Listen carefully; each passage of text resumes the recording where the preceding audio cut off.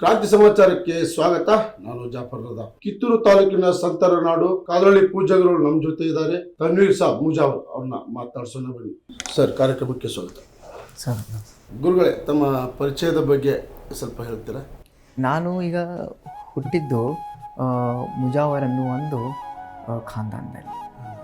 ನಮ್ಮ ಗುರುಗಳ ಪರಂಪರೆ ಯಖುಂಡಿ ಮುಜಾವರ್ ದಿಲಾವರ್ ಶಾವಲಿ ಅವರ ನಮ್ಮ ಅವರು ಮನೆ ದೇವರಾಗ್ತಾರೆ. ನಾವು ಅವರ ಹುಟ್ಟಿದ್ದು. ತದನಂತರ ನಾನು ಹುಟ್ಟಿದ ಒಂದು 3 ವರ್ಷಕ್ಕೆ ನಮ್ಮ ತಂದೆಯವರು ತೀರ್ಕೊಳ್ತಾರೆ. ಅನಾರೋಗ್ಯ ಕಾರಣದಿಂದ ತೀರ್ಕೊಳ್ತಾರೆ. ಆಮೇಲೆ ನಮ್ಮ ತಾಯಿ ಯಾವುದೋ ಒಂದು ವ್ಯಾಪಾರ ಮಾಡಿ, ಒಂದು ತರಕಾರಿ ವ್ಯಾಪಾರ ಆಗಲಿ, ಹಣ್ಣಿನ ವ್ಯಾಪಾರಗಳನ್ನು ಮಾಡಿ ನಮ್ಮನ್ನ 2 ಅಣ್ತಂಬ್ರು ನಾವು. ನಾನೇ ದೊಡ್ಡವ, ನನಗಿಂತ ಸಣ್ಣ ಒಬ್ಬನೇ. ಅವನೀಗ ಫಿಲೋಪ್ನಲ್ಲಿ ಈಗ ಒಂದು ಕಂಪ್ನಿಯಲ್ಲಿ ಜಾಬನ್ನು ಮಾಡ್ತಾಯಿದ್ದೆ. ಸೊ ಅದಕ್ಕಾಗಿ ನಾವು ಈಗ ಎಲ್ಲ ಕಾರ್ಯಕ್ರಮಗಳಲ್ಲಿ ಅಲ್ಲಿ ಭಾಗವಹಿಸಿ ಒಂದು ಜನರಿಗೆ ಭಾವೈಕ್ಯತೆ ಸಂದೇಶವನ್ನು ಸಾರ್ತಾ ಬಂದಿದ್ದೀನಿ. ಆಮೇಲೆ ನಮ್ಮ ತಾಯಿಯವರು ಅದು ಇದು ವ್ಯಾಪಾರ ಮಾಡಿ, ಹಣ್ಣಿನ ವ್ಯಾಪಾರ, ತರಕಾರಿ ವ್ಯಾಪಾರ ಮಾಡಿ ನಮಗೆ ಶಾಲೆಯನ್ನು ಕಲಿಸಿ, ತದನಂತರ ಮದರ್ಸನ್ನು ಕಲಿಸಿ, ಇನ್ನೂ ಕೂಡ ಅವರು ನಮ್ಮ ತಾಯಿಯವರು ಕೂಡ ವ್ಯಾಪಾರದಲ್ಲೇ ಇದನ್ನು ಮಾಡ್ತಿದ್ದಾರೆ. ಸೊ ಅವ್ರಿಗೆ ನಾನು ಬಯಸ್ತೀನಿ, ದೇವ್ರಿಗೆ ಅವ್ರಿಗೆ ಇನ್ನೂ ಶಕ್ತಿಯನ್ನು ನೀಡಲಿ, ಅವರಿಗೆ ಆರೋಗ್ಯ, ಅವರನ್ನು ಒಳ್ಳೆಯ ರೀತಿಯಿಂದ ಕರುಣಿಸಲಿ ಅನ್ನುವಂಥ ಭಾವನೆ ನಾನು ಭಗವಂತನಲ್ಲಿ ಅಲ್ಲಾಹನಲ್ಲಿ ನಾನು ಪ್ರಾರ್ಥಿಸ್ತೀನಿ. ಆವಾಗ ನಾನು 3 ವರ್ಷಕ್ಕೆ ನನ್ನ ತಂದೆ ತೀರ್ಕೊಂಡ್ಬಿಡ್ತಾರೆ. ಆವಾಗ ನಮ್ಮ ತಾಯಿಯವರೇ ನಮಗೆ ಜಾಬ್ ಮಾಡಿ, ನಮ್ಮ ತಾಯಿ ಅಕ್ಕನಾದಂತಹ ಆಗಲಿ, ನಮ್ಮ ಸೋದರ ಮಾವುಗಳಂತ ಆಗಲಿ, ಅವರೇ ನಮಗೆಲ್ಲ ಜಾಬ್ ಮಾಡಿ ಈ ಮಟ್ಟಕ್ಕೆ ತಂದು ಇದನ್ನು ಮಾಡಿದ್ದಾರೆ. ಆಮೇಲೆ ಈಗ ನಮ್ಮ ದಾರಿಯಲ್ಲಿ ನಾವು ನಡೀತಾ ಇದ್ದೀವಿ. ಅದು ಅವರ ಪುಣ್ಯ. ನಮ್ಮ ತಂದೆ ತಾಯಿ, ನಮ್ಮ ತಾಯಿ, ನಮ್ಮ ದೊಡ್ಡಮ್ಮ ಅವರೆಲ್ಲರ ಪುಣ್ಯ ನನಗೆ. ಈ ಭಾವೈಕ್ಯತೆ ಅಂತಂದರೆ, ಈಗ ಮೊದಲು ತಾನು ನಂಬಿದ ಧರ್ಮವನ್ನು, ತಾನು ನಂಬಿದ ಸಿದ್ಧಾಂತವನ್ನು ಚೆನ್ನಾಗಿ ಅರ್ಥ ಮಾಡ್ಕೋಬೇಕು. ಅರ್ಥ ಮಾಡಿಕೊಳ್ಳೋದ್ರ ಜೊತೆಗೆ ಇನ್ನೊಬ್ಬರು ನಂಬಿಕೊಂಡು ಬಂದಂತಹ ಸಿದ್ಧಾಂತವನ್ನು, ಆರಾಧನೆ ವಿಧಿಯನ್ನು ಪ್ರಾಮಾಣಿಕವಾಗಿ ಗೌರವಿಸುವುದಕ್ಕೆ ನಿಜವಾದ ಭಾವೈಕ್ಯತೆ ಅಂತಂತ. ಜನರಿಗೆ ಆಧ್ಯಾತ್ಮದ ಬಗ್ಗೆ ಏನು ಹೇಳೋಕ್ಕೆ ಬಯಸ್ತೀವಿ? ಆಧ್ಯಾತ್ಮ ಅಂತಂದರೆ, ಈಗ ಜನರಿಗೆ ನೋಡಿ, ಮನುಷ್ಯ ಹುಟ್ಟಿ ಬಂದಂಥ ಏನೂ ತರಲಿಲ್ಲ, ಹೋಗುವಾಗ ಕೂಡ ಏನೂ ಒಯ್ಲಿಕ್ಕೆ ಸಾಧ್ಯ ಇಲ್ಲ. ಹಾಗಾಗಿ ಹೇಳ್ತಾರೆ ಸಂತರು, ಅತ್ಯಂತ ಶ್ರೇಷ್ಠವಾದ ಜನ್ಮ ಅಂದರೆ ಅದು ಮನುಷ್ಯ ಜನ್ಮ, ಮಾನವ ಜನ್ಮ. ಇರು ಎಲ್ಲ ಜನ್ಮವನ್ನೇ, ಜೀವನವನ್ನೇ ನಾವು ಪಾಪದಲ್ಲಿನೇ ಕಳೀತಾ ಹೋದರೆ ನಾಳೆ ನಾವು ದೇವರಿಗೆ, ಭಗವಂತನಿಗೆ ಮುಖ ತೋರಿಸ್ಲಿಕ್ಕಿದ್ದೆ.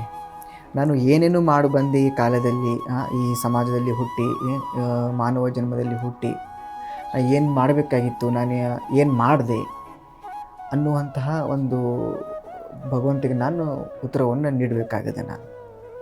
ಸೊ ಅದಕ್ಕಾಗಿ ಆಧ್ಯಾತ್ಮ ಅಂತಂದರೆ, ನಾನು ಹುಟ್ಟಿ ಬಂದು ನನ್ನ ಧರ್ಮದಲ್ಲೇ ನಾನು ಇದ್ದುಕೊಂಡು, ನನ್ನ ಧರ್ಮ ಏನು ಕಲಿಸುತ್ತೆ ಅದನ್ನು ಚೆನ್ನಾಗಿ ತಿಳ್ಕೊಂಡು ಮತ್ತೊಬ್ಬರಿಗೆ ನಾನು ಪ್ರೀತಿಯಿಂದ ಕಾಣುವುದೇ ನಿಜವಾದ ನಮ್ಮ ಗುರಿಯಾಗಿದೆ ಅನ್ನುವ ಭಾವನೆ ನನ್ನಲ್ಲಿ. ಈ ಧರ್ಮಗಳ ವಿಷಯ ಬಂದಾಗ ಧರ್ಮದ ಬಗ್ಗೆ ಏನು ಹೇಳೋಕ್ಕೆ ಇಷ್ಟ? ಧರ್ಮಗಳ ವಿಷಯ ಬಂದಾಗ ಅಂತಂದರೆ, ಈಗ ಧರ್ಮ ಅಂದರೆ ಸಕಲರನ್ನು ಪ್ರೀತಿಯಿಂದ ಕಾಣಬೇಕು. ಅದಕ್ಕಾಗಿ ಅನುಭವ ಮಂಟಪದಲ್ಲಿ ಈ ನಾಡಿನ ಈ ಜಗಜ್ಯೋತಿ ಬಸವಣ್ಣವರು ಒಂದು ಮಾತು ಹೇಳ್ತಾರೆ, ಧರ್ಮವೆಂದರೆ ಜಾತಿಯಲ್ಲ, ಧರ್ಮವೆಂದರೆ ಸಂಪ್ರದಾಯವಲ್ಲ, ಧರ್ಮ ಅಂದರೆ ಮತವೂ ಅಲ್ಲ, ಕಾಯದಿಂದ, ಮಾತಿನಿಂದ, ಮನಸ್ಸಿನಿಂದ ಅನ್ಯ ಜನಕ್ಕೆ ನೋವಿಸದಲೆ ಸಕಲರನ್ನು ಪ್ರೀತಿಸುವುದೇ ಧರ್ಮವಯ್ಯ ಅಂತ. ಆ ಮಾತನ್ನು ಅವರು ಎಲ್ಲರಿಗೂ ಅನ್ವಯಿಸ್ತಿದೆ. ಆ ಮಾತು ಇದು ಮುಸಲ್ಮಾನರಿಗೆ ಅಷ್ಟೇ ಅಂತಲ್ಲ, ಹಿಂದೂಗಳಿಗೆ ಅಷ್ಟೇ ಅಂತಲ್ಲ, ಕ್ರೈಸ್ತರಿಗೆ, ಬೌದ್ಧರಿಗೆ, ಜೈನು, ಸಿಖ್ ಇವರಷ್ಟೇ ಮಾತ್ರ ಅಲ್ಲ, ಎಲ್ಲ ಮಾನವ ಕುಲಕ್ಕೇ ಈ ಮಾತನ್ನು ಅವರು ಹುಡುಕಾಗಿಟ್ಟು ಈ ವಚನವನ್ನು ಹೇಳಿದರು. ನಾವು ಕೇಳ್ಪಟ್ಟಿದ್ದೀವಿ ಗುರುಗಳೇ, ಈಗ ಭಾವೈಕ್ಯತೆಯ ಸಮಾವೇಶವನ್ನು ಇಟ್ಟುಕೊಂಡಿದ್ದಾರೆ. ಯಾವ ಕಾರ್ಯಕ್ರಮಗಳು ಹಮ್ಮಿಕೊಂಡಿದ್ದಾರೆ? ಈಗ ಅದರದ್ದು ಇನ್ನೂ ಪೂರ್ವಭಾವಿ ಸಭೆ ಆಗಲಿಕ್ಕಿಲ್ಲ. ಅದು ಸಚಿವೆ ಲಕ್ಷ್ಮೀ ಹೆಬ್ಬಾಳ್ಕರ್ ಒಂದು ಅಧ್ಯಕ್ಷತೆಯಲ್ಲಿ ಆ ಕಾರ್ಯಕ್ರಮವನ್ನು ಹಮ್ಮಿಕೊಂಡಿದ್ದೀವಿ. ಎಲ್ಲ ನಮ್ಮ ಕಿತ್ತೂರು ನಾಡಿನ ಸಾಧು ಸಂತರ ಸಮ್ಮುಖದಲ್ಲಿ ಅದು ಒಂದು ಪೂರ್ವಭಾವಿ ಸಭೆಯನ್ನು ಇಟ್ಕೊಂಡಿವಿ. ಆ ಪೂರ್ವಭಾವಿ ಸಭೆ ಆದ ನಂತರ ಅದು ಒಂದು ದಿನಾಂಕ ಖಚಿತ ಆಗಿ ಅದರಲ್ಲಿ ಆ ಸಭೆಯನ್ನು ನಾವು ಮಾಡಲಿಕ್ಕೆ ಅವಲಂಬಿಸಿದ್ದೀವಿ. ನಾಡಿನಾದ್ಯಂತ ಎಲ್ಲ ಭಾವೈಕ್ಯತೆಯ ಸಮಾಚಾರವನ್ನು ಸಂದೇಶವನ್ನು ನಾವು ಹಲವಾರು ವರ್ಷಗಳಿಂದ ಈಗ ಮಾಡ್ತಾ ಬಂದಿದ್ದೀವಿ. ಈಗ ಅದು ಪ್ರಕಾರವಾಗಿ ನಾವೀಗ ಬರೋ ತಿಂಗಳನ್ನು ನಾವು ಫೆಬ್ರವರಿ ಕೊನೆಯ ವಾರದಲ್ಲಿ ಇಟ್ಕೋಬೇಕಂತ ನಾವು ನಿಶ್ಚಯ ಮಾಡಿದ್ದೀವಿ. ಅದಕ್ಕೆ ಪೂರ್ವಭಾವಿ ಸಭೆ ಮಾಡಿ ಇನ್ನೂ ದಿನಾಂಕವನ್ನು ನಾವು ಖಚಿತ ಮಾಡಿಲ್ಲ. ಆ ಕಾರ್ಯಕ್ರಮಗಳು ಸಾಂಸ್ಕೃತಿಕ ಕಾರ್ಯಕ್ರಮಗಳಾಗಲಿ, ಸಾಧು ಸಂತರ ಪ್ರವಚನ ಕಾರ್ಯಕ್ರಮಗಳಾಗಲಿ, ಕಲಾವಿದರ ಸಂದರ್ಶನಗಳಾಗಲಿ, ಮತ್ತು ಉಚಿತ ಆರೋಗ್ಯ ತಪಾಸಣೆಯನ್ನು ಕೂಡ ನಾವು ಅಲ್ಲಿ ಹಮ್ಮಿಕೊಂಡಿದ್ದೇವೆ. ಈ ಕಾರ್ಯಕ್ರಮದಲ್ಲಿ ಎಷ್ಟು ಧರ್ಮದ ಗುರುಗಳು ಭಾಗಿಯಾಗ್ತಾರೆ? ಎಲ್ಲ ಧರ್ಮದಲ್ಲೂ, ಕ್ರೈಸ್ತ ಧರ್ಮ ಗುರುಗಳಾಗಲಿ, ಹಿಂದೂ ಧರ್ಮ ಗುರುಗಳು ಮಠಾಧೀಶರಾಗಲಿ, ಇಸ್ಲಾಂ ಧರ್ಮದ ಸಂತರಾಗಲಿ, ಮೌಲ್ವಿಗಳಾಗಲಿ, ಎಲ್ಲರೂ ಆ ಕಾರ್ಯಕ್ರಮಗಳಲ್ಲಿ ಭಾಗವಹಿಸ್ತಾರೆ. ಈಗ ಬಸವಣ್ಣವ್ರ ಬಗ್ಗೆ ಬಂದರೆ ಏನು ಹೇಳೋಕ್ಕೆ ಇಷ್ಟ? ಬಸವಣ್ಣವ್ರ ಬಗ್ಗೆ ವಿಶ್ವಗುರು, ಮೊದಲನೇದಾಗಿ ಜಗತ್ತಿಗೆ ಶಾಂತಿ ಸಾರಿದಂತಹ ಮಹಾತ್ಮರು. ಎಲ್ಲರೂ ನನ್ನವರೇ ಅನ್ನುವ ಮನೋಭಾವನೆ ಅವರಲ್ಲಿತ್ತು. ಯಾವುದೇ ಅಲ್ಲ, ಅವ್ರು ಹೇಳಿದ್ರು ನೋಡ್ರಿ, ಇವನಾರವ ಇವ ನಮ್ಮವ ಎಂದೆನಿಸದಿರಯ್ಯ, ಕೂಡಲ ಸಂಗಮ ದೇವ ನಮ್ಮ ಮನೆಯ ಮಗನೆಂದೆನಿಸದಿರಯ್ಯ. ಅದು ಯಾವ ಜಾತಿಯನ್ನು ಆಗಲಿ, ಯಾವ ಧರ್ಮದವ್ರನ್ನಾಗಲಿ ಅವರು ಕೀಳಾಗಿ ಕಾಣಲಿಲ್ಲ. ಎಲ್ಲರೂ ನನ್ನವರೇ ಎಂದು ಅಂದರು. ನಮಗೆ ಯಾರೆಂದು ಎನಿಸಿದ್ರೆ ನಮ್ಮ ಮನೆಯ ಮಗನೆಂದೆನಿಸದಿರಯ್ಯ ಅಂತಂದರು. ಅದೇ ನಾನು ಮೊದಲೇ ಸಲ ಹೇಳಿದೆ, ನನಗೆ ಸಕಲರನ್ನೂ ಪ್ರೀತಿಯಿಂದ ಕಾಣಬೇಕು. ಆ ಮಾತನ್ನು ಬಸವಣ್ಣವರು ವ್ಯಕ್ತಪಡಿಸಿದ್ದಾರೆ ನಾಡಿನ ಜನಕ್ಕೆ. ಎಲ್ಲ ಒಂದು ವಿಶ್ವವನ್ನೇ ಅವರು ಶಾಂತಿ ಸಮಾಧಾನವಾಗಿ ಕಂಡರು. ಅವ್ರ ಮೇಲೆ ಬಹಳ ಒಂದು ಅಪಾರವಾದ ಗೌರವ, ನನಗೆ ಬಹಳ ಒಂದು ಅಪಾರವಾದ ಪ್ರೀತಿ, ಆಸಕ್ತಿ, ಒಂದು ಪ್ರೀತಿ. ಅವರ ವಚನಗಳು ಬಂದರೆ ಬಹಳ ಒಂದು ನನಗೆ ಸಂತೋಷ. ಅವರ ವಚನ ಸಾಹಿತ್ಯಗಳನ್ನು ನನಗೆ ನಮ್ಮ ಗುರುಗಳು, ಮಠಾಧೀಶರು, ನಮ್ಮ ಕಿತ್ತೂರು ನಾಡಿನ ಚೆನ್ನಮ್ಮನ ಕಲ್ಮಠದ ಜ್ಯೋತಿ ಮಡಿವಾಳ ರಾಜ ಯೋಗೇಂದ್ರ ಮಹಾಸ್ವಾಮಿಗಳು ಅಂತ, ನನಗೆ ಅವರು ಬಹಳ ಒಂದು, ಅವರು ನನ್ನ ಒಡನಾಟ ಹೆಂಗಂತಂದರೆ ಒಂದು ಬಹಳ ಅಣ್ಣ ತಮ್ಮಂದ್ರ ಹಾಗೆ ಒಡನಾಟ ನೋಡಿ. ಅವರು ಹಿಂದೂ, ನಾನು ಮುಸಲ್ಮಾನ. ಅವರು ಇಷ್ಟೊಂದು ಪ್ರೀತಿಸ್ತಾರೆ, ಇಷ್ಟೊಂದು ಗೌರವದಿಂದ ಕಾಣ್ತಾರೆ.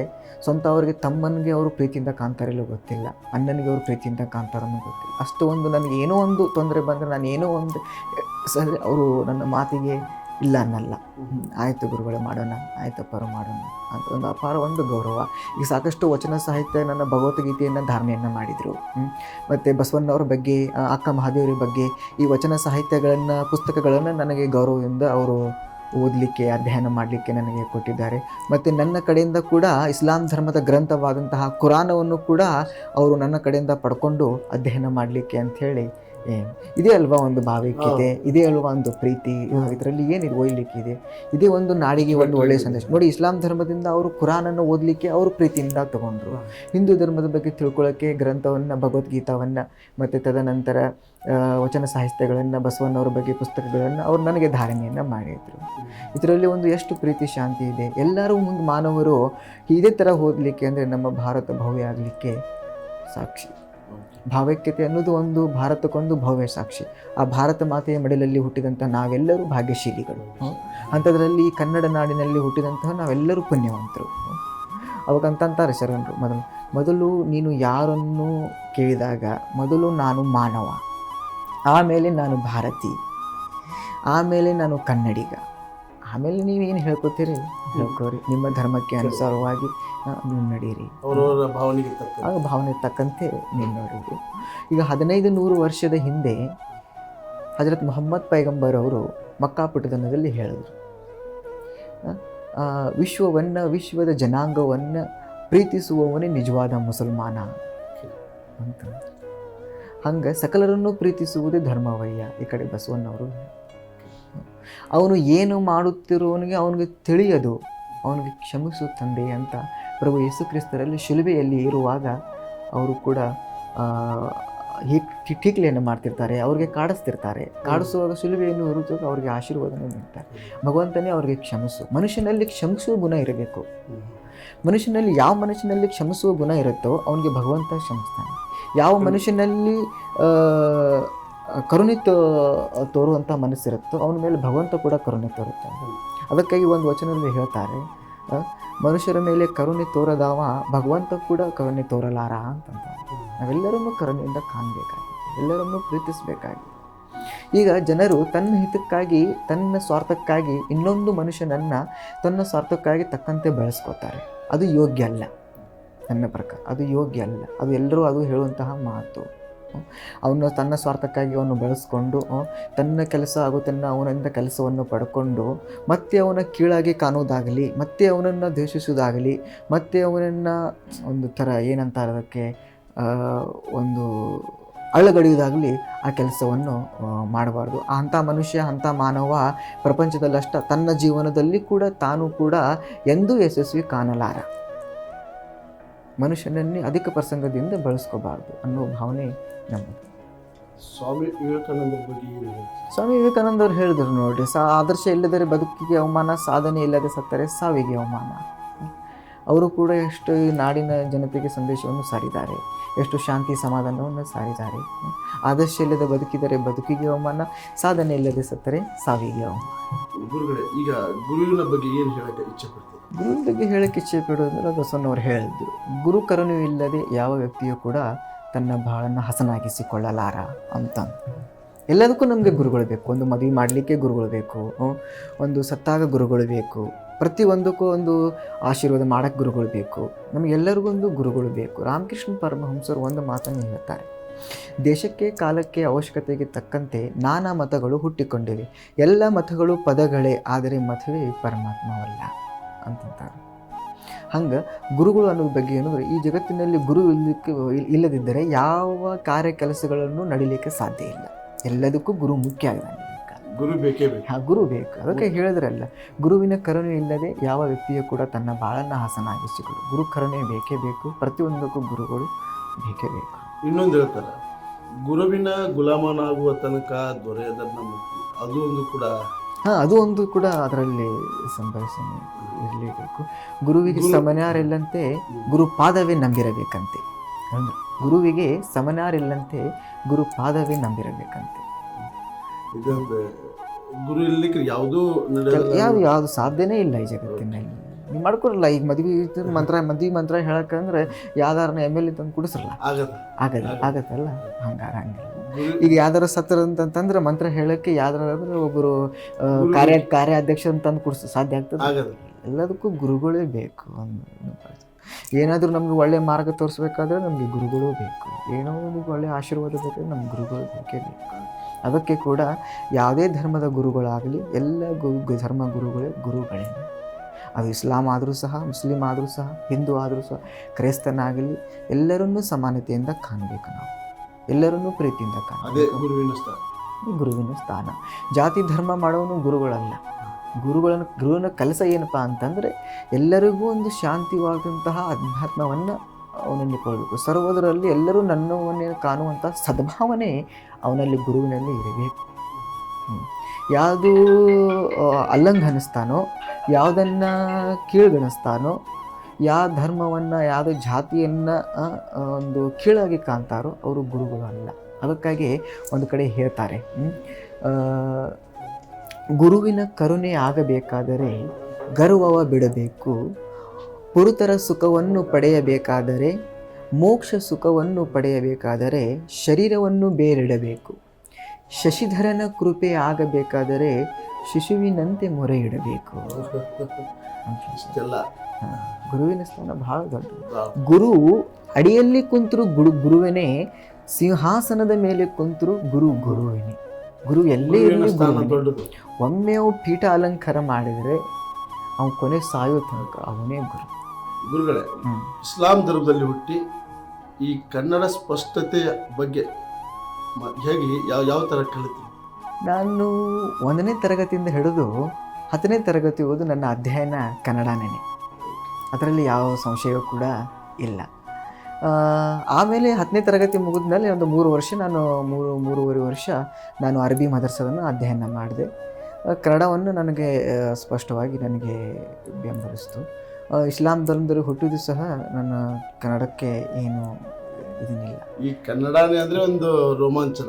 ಕನ್ನಡನೇ ಅಂದರೂ ನಮಗೆ ಅದೇ ನಾನು ಹೇಳ್ದಲ್ಲ ಮೊದಲನೇ ಮಾತು ನಿಮ್ಮ ಕೇಳಿ. ಮೊದಲು ನೀನು ಯಾರನ್ನು ಕೇಳಿದಾಗ ಮಾನವ ಭಾರತಿ, ಆಮೇಲೆ ಕನ್ನಡಿಗ, ಆಮೇಲೆ ನಾನು ಮುಸಲ್ಮಾನ ಧರ್ಮದಲ್ಲಿ ಹುಟ್ಟು ಆ ಮುಸಲ್ಮಾನ ಧರ್ಮವನ್ನು, ಇಸ್ಲಾಂ ಧರ್ಮವನ್ನು ಏನು ಹೇಳುತ್ತೆ, ಏನು ಕಲಿಸುತ್ತೆ ಅದನ್ನು ಚೆನ್ನಾಗಿ ಅರ್ಥ ನನ್ನ ಧರ್ಮದಲ್ಲೇ ನಾನು ಶ್ರೇಷ್ಠತೆ ಇಟ್ಕೊಂಡು ನನ್ನ ಧರ್ಮದಲ್ಲೇ ನನ್ನ ಸೃಷ್ಟಿಕರ್ತನನ್ನು ನಾನು ಆರಾಧಿಸ್ಕೊಂಡು ನನ್ನ ಪೈಗಂಬರಾದಂತಹ ಅಲ್ಲಾಹನ ಪೈಗಂಬರಾದಂತಹ ಪ್ರವಾದಿ ಸಲ್ಲಲ್ಲಾಹು ಅಲೈಹಿ ವಸಲ್ಲಮರವರು ಏನು ಹೇಳಿದರು ಅದರ ತನ್ವಯತಕ್ಕಂಥ ನಡೆದು ಮತ್ತೊಂದು ಧರ್ಮವನ್ನು, ಮತ್ತೊಂದು ಆ ಧರ್ಮದ ಆರಾಧನೆ ವಿಧಿಯನ್ನು ನಾನು ಗೌರವಿಸ್ತಾ ಹೊಂಟಿದ್ದೇನೆ. ಈ ಸದ್ಯ ನಾನು ಕುರಾನವನ್ನು ನಂಬ್ಕೊಂಡು ಬಂದವ.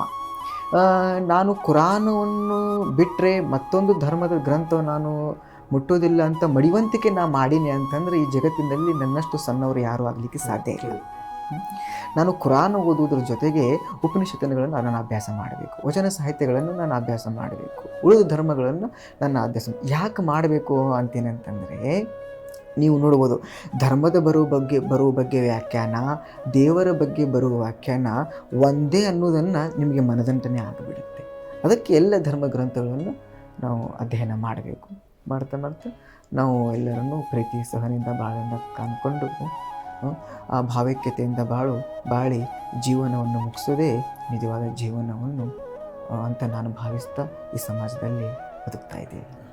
ಗುರುಗಳೇ, ಇಲ್ಲಿವರೆಗೆ ಮನಬಿಚ್ಚಿ ಮಾತಾಡಿದ್ರಿ. ನಮ್ಮ ಕ್ರಾಂತಿ ಸಮಾಚಾರದ ಬಗ್ಗೆ ಏನು ಹೇಳಕ್ಕೆ ಇಷ್ಟಪಡ್ತೀರಿ? ನಿಮ್ಮ ಕ್ರಾಂತಿ ಸಮಾಚಾರ ಬಗ್ಗೆ ಏನು ಹೇಳಲಿಕ್ಕೆ ಇಷ್ಟಪಡೋದು ಅಂತಂದರೆ, ಈಗ ನೀವು ಮಾಡುವಂತಹ ಕೆಲಸ ಕಾರ್ಯ, ಸಮಾಜ ಸೇವೆಯಾಗಲಿ, ಹಲವಾರು ಒಂದು ಈಗ ನೋಡಿ ನಮ್ಮ ನಾಡಿನಾದ್ಯಂತ ಎಲ್ಲ ಕಲಾವಿದರನ್ನು ಗುರುತಿಸಿ, ಎಲ್ಲ ಸಾಧಕರನ್ನು ಗುರುತಿಸಿ, ಗುರು ಪರಂಪರೆಯವ್ರನ್ನ ಗುರುತಿಸಿ, ಇಡೀ ತಮ್ಮ ಸ್ಟುಡಿಯೋಗಳನ್ನು ಕರೆಸಿ ಇವ್ರನ್ನ ಮಾತನಾಡಿಸಿ ಅವರ ಬಗ್ಗೆ ಒಂದು ಇಡೀ ನಾಡಿಗೆ ಪರಿಚಯ ಮಾಡಿಕೊಡುವಂತಹ ಕೆಲಸ ತಾವೇನು ಮಾಡಕತ್ತಿದ್ದೀರಿ, ನಿಮಗೆ ಅನಂತ ಕೋಟಿ ನಾನು ಧನ್ಯವಾದಗಳನ್ನು ಸಲ್ಲಿಸ್ತೇನೆ. ಸಕಲ ಈ ನಾಡಿನಾದ್ಯಂತ ಸಕಲ ನಾಡಿನ ಎಲ್ಲ ಸಾಧು ಸಂತರ, ಎಲ್ಲ ಧರ್ಮದ ಆಶೀರ್ವಾದ ನಿಮ್ಮ ಮೇಲೆ ಇರಲಿ. ನಿಮ್ಮ ಸಂಸ್ಥೆ ಇನ್ನೂ ಎತ್ತರಕ್ಕೆ ಹೋಗಲಿ, ಇನ್ನೂ ಎತ್ತರ ಬೆಳೀಲಿ ಅನ್ನೋ ಮನೋಭಾವನೆ, ಒಂದು ಆಶೀರ್ವಾದವನ್ನು ನಾನು ನಿಮಗೆ ಕರುಣಿಸ್ತೇನೆ. ಸದಾ ನಿಮ್ಮ ಆಶೀರ್ವಾದ ನಮಗೆ. ಧನ್ಯವಾದ. ಇದಿಷ್ಟು ಪೂಜ್ಯ ಗುರುಗಳ ಮನದಾಳದ ಮಾತು ಆಯಿತು. ಸದಾ ನೋಡ್ತಾ ಇರಿ ಕ್ರಾಂತಿ ಸಮಾಚಾರ.